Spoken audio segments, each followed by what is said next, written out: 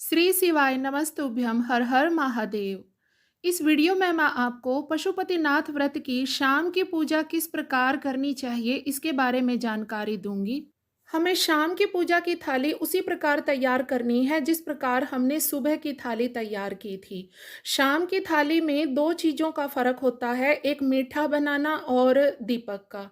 तो दीपक हमें कितना लेना है वो भी मैं आगे बताऊंगी। और मीठे में हमें क्या बनाना है, मीठे में हम खीर भी बना सकते हैं, सूजी का हलवा बना सकते हैं, कुट्टू या सिंघाड़े का हलवा बना सकते हैं या फिर चूरमा भी बना सकते हैं। यह जो मीठे का प्रसाद हम बनाते हैं इसके 3 हिस्से हमें मंदिर में जाकर ही करने हैं। घर से हमें इसको केवल एक पात्र में डालकर लेकर जाना है। तो यहाँ पर मैं अभी दिखा रही हूँ आपको, ये मेरी शाम की थाली है जिसमें मैंने 6 दीपक और एक पात्र में मीठा रखा है और ये जल की लुटिया रखी है और ये सारी सामग्री मेरी शाम की पूजा की थाली की है। अब हम मंदिर पहुँच चुके हैं। बिल्कुल वैसे ही हमें दहलीज पर पैर नहीं रखना है, क्योंकि जो दहलीज होती है यहाँ पर बाबा भोलेनाथ के जो द्वारपाल है मणिभद्र का निवास होता है। और यहाँ पर हमें जलाभिषेक करना है या नहीं करना है तो शाम का मैं थोड़ा सा बता देती हूँ कि अगर मंदिर के पुजारी हमें आज्ञा देते हैं तो हमें जलाभिषेक करना चाहिए, नहीं तो केवल जल का छींटा देकर भी हम पूजा आरंभ कर सकते हैं। तो यहाँ पर क्योंकि मैं जिस मंदिर में आती हूँ तो यहाँ पर कोई रोक टोक नहीं है, तो मैं यहाँ पर शाम को जलाभिषेक कर देती हूँ। और अगर कोई किसी मंदिर में आज्ञा नहीं देता है तो केवल जल का छींटा देकर भी जलाभिषेक किया जा सकता है। हमें बिल्कुल वैसे ही श्रृंगार करना है जैसे हमने सुबह का श्रृंगार किया था, बिल्कुल वही प्रक्रिया जैसे सुबह की थी। जैसे माता अशोक सुंदरी को हमें सिंदूर अवश्य लगाना है और माता को भी, और फिर वही उंगली अपनी मांग में भी जरूर लगानी है।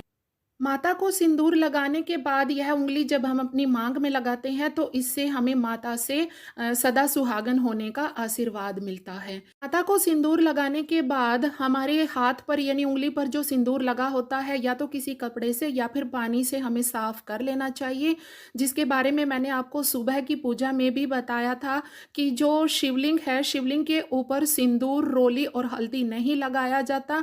जो माता का हस्त कमल है जिस पर शिवलिंग रखा हुआ है, यानी माता का जो हस्त कमल है उसके ऊपर हम रोली, सिंदूर और हल्दी लगा सकते हैं। तो इस तरह से हम अपनी पूजा करेंगे। और जो हमारी एक बात और बता दूं, जो हमारी तर्जनी उंगली होती है, जितना भी हो सके हमें तर्जनी उंगली को पूजा करते समय यूज नहीं करना चाहिए। जो हमारी अनामिका उंगली होती है जिसे हम रिंग फिंगर भी बोलते हैं, उसी से पूजा करनी चाहिए, क्योंकि जो तर्जनी उंगली है अगर हम उससे पूजा करते हैं तो उससे हमें दोष लगता है। और जो बेलपत्री है, बेलपत्री कभी भी कटा फटा नहीं होना चाहिए। और बेलपत्री जब हम चढ़ाते हैं तो जो उसका चिकना भाग होता है, चिकने भाग की तरफ से ही हमें शिवलिंग पर चढ़ाना चाहिए। और जो हमारा आखिरी बेलपत्र होता है जो हम शिवलिंग पर चढ़ाते हैं उस पर कुछ ना कुछ जैसे कि कोई अनाज का दाना, जैसे चावल का दाना रख कर ही हमें शिवलिंग पर चढ़ाना चाहिए। और बेलपत्र अर्पित करते समय हमें किसी भी मंत्र जैसे कि ओम नमः शिवाय या फिर श्री शिवाय नमस्तुभ्यम का जाप करते हुए ही अर्पित करना चाहिए। और इसी प्रकार जैसे सुबह पूजा की थी बिल्कुल वैसे ही, क्योंकि हमने जो सुबह की पूजा की थाली तैयार की होती है वो सारी सामग्री वही की वही हमें शाम को भी श्रृंगार में ऐसे ही बाबा की पूजा करनी होती है। तो यहाँ पर वस्त्र अर्पित कर देंगे और वैसे ही माता को जो पुष्प है अर्पित करेंगे, गणेश को और माता पार्वती को और माता अशोक सुंदरी को पुष्प अर्पित कर देंगे। और अब नंदी बाबा को दुर्वा अर्पित करेंगे। और एक और बात, जब हम पुष्प अर्पित करते हैं तो उसका जो सॉफ्ट भाग होता है यानी सामने का भाग होता है वही हमें अपने प्रभु के ऊपर टच करवाना है, यानी कि जो पीछे की तरफ जो डंठल होता है उससे हमें फूल अर्पित नहीं करना चाहिए। तो इस तरह से हम अपने सभी देवी देवताओं को पुष्प अर्पित कर देंगे।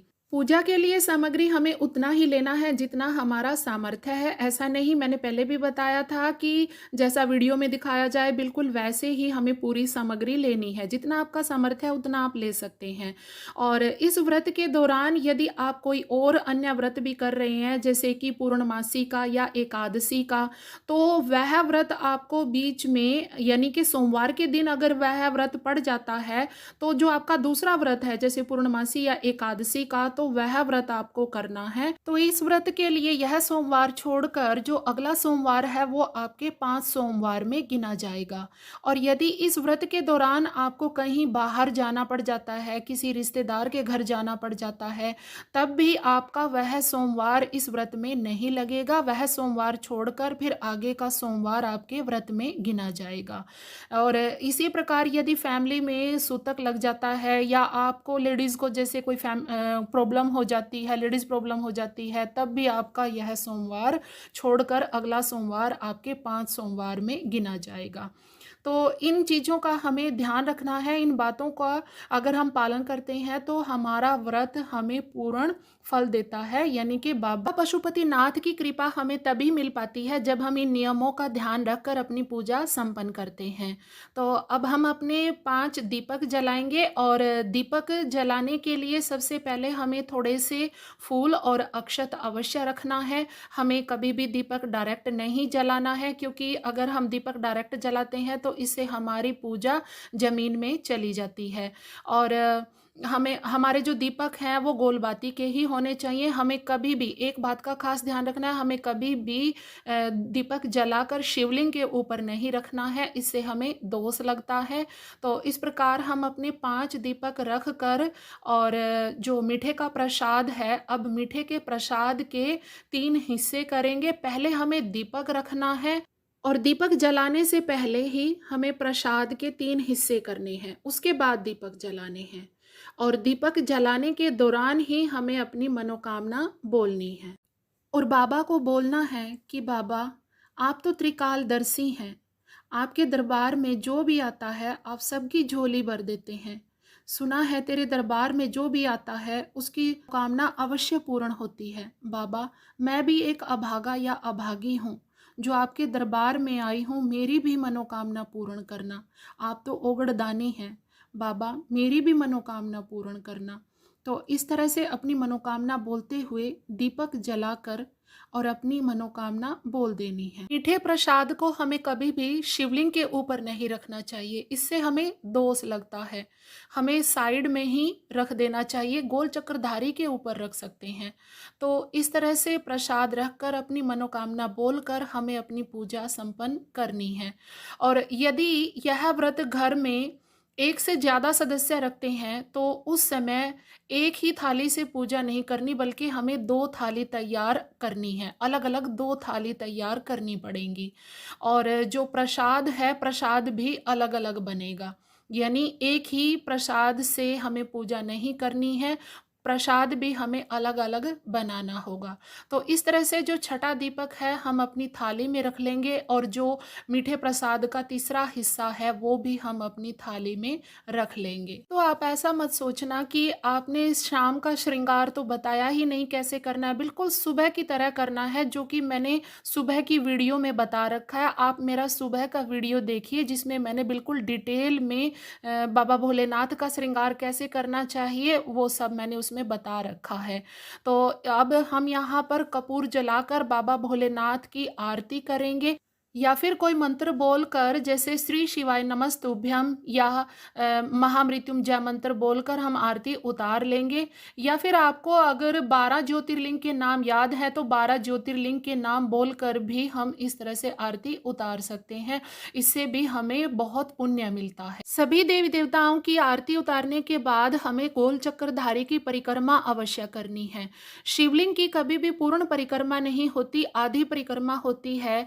जब हम शिवलिंग को जलाभिषेक करते हैं तो जलधारी से जो जल नीचे बहकर जिस लाइन से बाहर जाता है उस लाइन को हमें कभी भी क्रॉस नहीं करना है, इससे हमें दोष लगता है। यह लाइन 33 कोटि देवी देवताओं की होती है, लाइन को हमें क्रॉस नहीं करना चाहिए। और आते समय बाबा भोलेनाथ का जो मूल मंत्र है 3 बार ताली बजाकर बोल बम बम बम हमें अवश्य बोलना चाहिए, इससे हमारी पूजा पूर्ण होती है। और जो हम चक्कर लगाते हैं राइट साइड से शुरू करके राइट साइड पर ही ख़त्म करना चाहिए। इस तरह से हमारा पूर्ण चक्र माना जाता है। तो इस तरह से हम अपनी पूजा संपन्न करके अपनी थाली को लेकर और जो जल हमने जलधारी से लिया था उस जल को लेकर अपने घर वापस आ जाएंगे।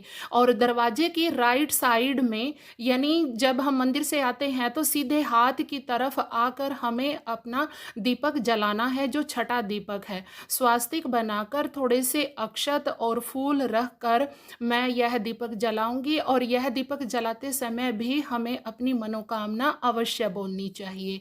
और मनोकामना बोलकर जो हमारा सीधा पैर होता है, राइट पैर होता है, वही पैर रख कर घर के अंदर हमें एंटर करना चाहिए। जो जल हम मंदिर से लेकर आए हैं उससे गेट की दोनों साइड छींटा देना है और घर के अंदर भी, और घर के जितने भी मेंबर हैं सबकी आंखों पर और कंठ पर, मस्तक पर भी उसे लगाना है। इससे सारे कष्ट दूर हो जाते हैं। अब जो व्रती है उसको यह मीठे का प्रसाद खाना है, फिर उसके बाद भोजन करना है। जो मीठा प्रसाद हम मंदिर से लेकर आए हैं वह व्रती को ही खाना है, उसमें से किसी अन्य मेंबर को नहीं देना है।